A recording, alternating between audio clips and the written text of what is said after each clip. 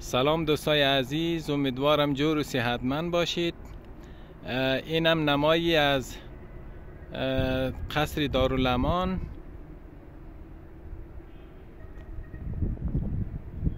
و نمای آفتابی امروزی از شهر کابل که تکه های ابرم البته به صورت بسیار زیبا در آسمان دیده میشه.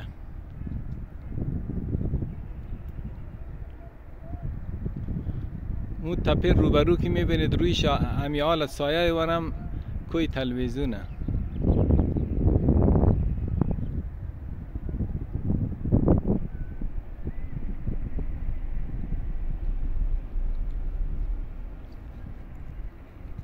کوههای برفی روبرو رو که میبینید کوههای پغمانه.